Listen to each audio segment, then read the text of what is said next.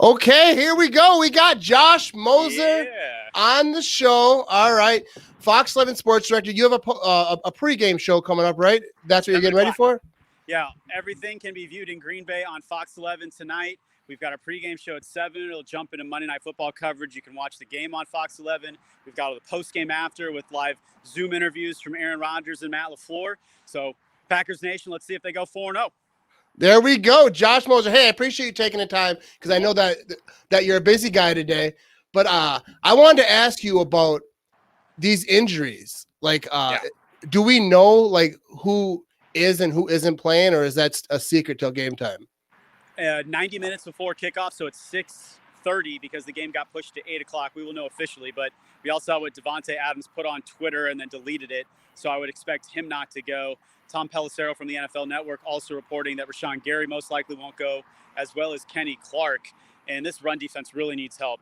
They need Kenny Clark, so I would expect everyone else to be somewhat ready to go. J.K. Scott, everybody inside Lambeau saw him out in punting. He was questionable. Obviously, didn't promote a punter, so I would expect that he would be there.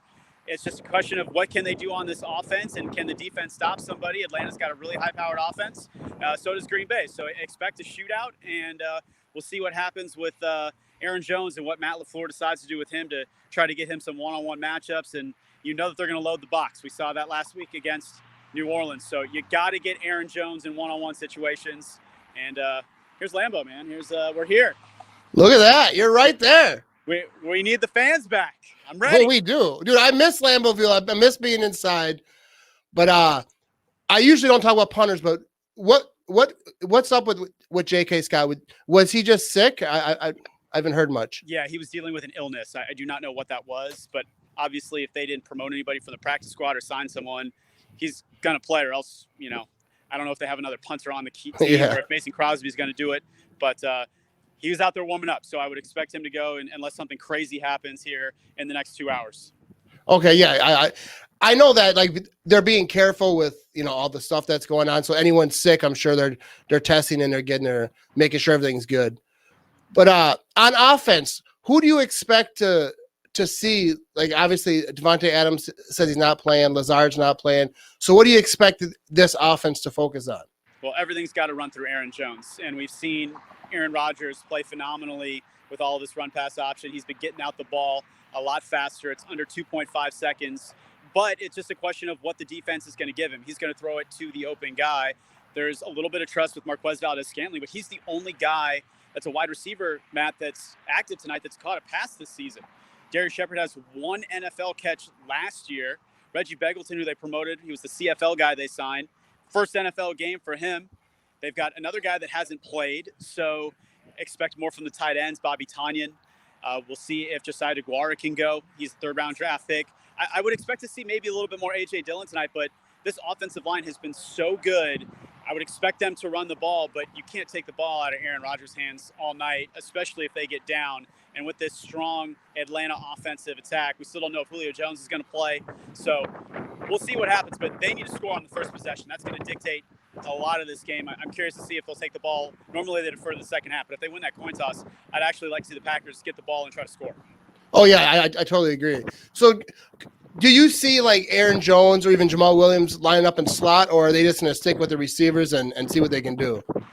I would love to see Aaron Jones split out wide. I would love to see Jamal Williams split out wide. I remember week 2, it was Aaron Jones high pointing that ball over that Lions cornerback. I forget his name. I think it's Darryl something, but he had been in the league for a long time. I mean, you don't see any running backs doing that against a cornerback. And if you can get a running back on a linebacker, that's a matchup that Matt LaFleur loves. But very curious to see if they split out both Williams and Jones and then maybe put A.J. Dillon in the backfield. That would be a really fun lineup, and maybe have A.J. Dillon in there as a blocker, kind of like a fullback, with DeGuara as well. So I'm curious. I want to see what Matt LaFleur is going to bring out, maybe some unscouted looks, as they like to say. But, man, I don't know. I really don't know. This is Matt LaFleur's the offensive mastermind. Obviously, they've had all day with Davante Adams saying that he's out, so I'm curious to see what they put in and would love to see what happens.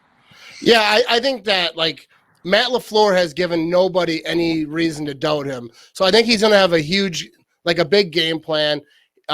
with these receivers, I think Rodgers could make a high school receiver good. I mean, just if given the opportunity, like I was talking to Alex Strouf earlier, this is their time. Like MVS, like all these guys that are coming up, like this is their time. Like this is the game that you can make a name for yourself and going forward. Like I don't know. I think Aaron Rodgers can do it with anybody. Well, think about it this way too. If you've got a defense and you're the Falcons, what do you know about these wide receivers other than Marquez Valdez-Scantling? Not a whole lot. So I always talk about unscouted looks, and they don't know what these wide receivers are going to do. They don't know what formations they're going to use. It's been 3 games. So I think Rodgers, as you said, I think he could put the ball anywhere. I think he's playing the best that we've seen him in years. With what he's doing and getting the ball out so quickly is changed everything. And my money's on the Packers, especially at home. Oh, yeah, and the Falcons I think they were 31st in the league at stopping the pass. I'm not sure what they are at stopping the run. I don't know if you know, but they're a little bit better, but nothing in the top 10. But it's really their offense is really good. They're the top 5 offense. So I think it's more onus on this defense, especially if Kenny Clark can't go and Rashawn Gary can't go. I would love to see a big game from the guy's jersey that you're wearing, Preston Smith. Yeah. He's been in coverage a lot, so I want to see him get after the quarterback a little bit more. I'm curious to see what they're going to dial up on that side. Hopefully, Jair Alexander will be good to go. But, this is a Mike Pettin game, and he said, hey, they're not seeing 41 Alvin Kamara out there. So I want to see them play a little bit better. Yeah, you mentioned that Preston spent a lot in coverage, which I'm not a fan of, but I'm not no defensive coordinator, so I'm not going to second guess him. But I want to see Preston and Za'Darius meeting at the quarterback. I want to see this pass rush. Rashawn Gary, you mentioned, I think he's not going to be playing, but I want to see Matt Ryan on his back. And I think really that's what both Za'Darius and Preston Smith want to do is they want to be able to rush the passer. But with Kenny Clark out, really since week 1. They've been asked to do different things. And, with Dean Lowry in there, Tyler Lancaster, they're just not Kenny Clark. There's a big reason why they signed Kenny to that huge extension. He's a Pro Bowler. So with him in the lineup, this defense changes so much. And then I think you can put Preston and Za'Darius back in their normal roles. But, again, this team's 3-0. If you look at the rest of the division, you've got the Bears at 3-1. So even if you drop this game, you're still tied atop the division. You got to play the Bears twice. And that's the first goal, right, to win the division. Yeah. So I think maybe that's a little bit why they're holding out Devontae tonight, give them the bye week next week and get them ready for a stretch, because playing 12 games in a row with no weeks off, that's a very difficult stretch. And then we've seen even tonight with the Monday night game between the Patriots and the Chiefs, things can happen with COVID. We don't know if games will be played, if others will be postponed.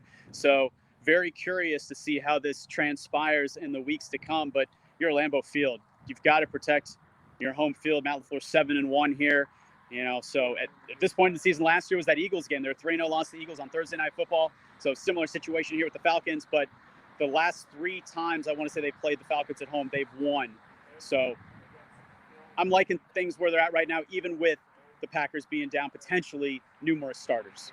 Yeah, I like that. I think that this is like the best scenario that you could think of with being out all the starters. Not that the Falcons are an easy win, but they're banged up too on defense. So I think if you're going to go with young receivers, like this is the secondary that you'd want to face. Right. I mean, realistically, though, this team could be 2-1. I mean, they blow 2 fourth-quarter leads with 2 touchdowns. I mean, you really don't see that. So they've got a reason to play. We saw Bill O'Brien get fired by the Texans today. I think the Falcons are playing for their head coach, Dan Quinn, tonight. I know it's on the road, but they want to come in and they want to represent, even down all of these players. So you're going to be down some players, both teams, and it's all about execution, as the players like to say. But I'm really curious to see what the Packers do on offense as far as scheme and play calling and what Mike Pettin can dial up. And really, it's been the turnovers. Can the defense take the ball away? As simple as that sounds, you win the turnover battle.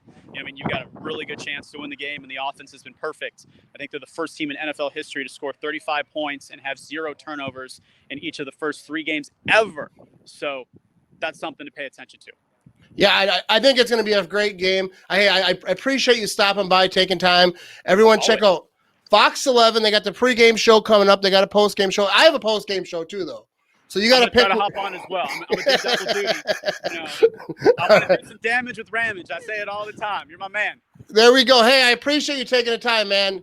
Enjoy the game and get back to work. Yeah, go Pack, go. Go Pack, go, baby. Hey, I appreciate everyone tuning in. That was a fun chat with Josh. He always knows he's got all the stuff. All right, but everyone, I got to thank my sponsor, yacho.com. Check out yacho.com. Become a gift buying machine. All right, your wife will thank you. Everyone will thank you. Everyone will be happy. All right, hey, thanks for tuning in, people. Go Pack, go.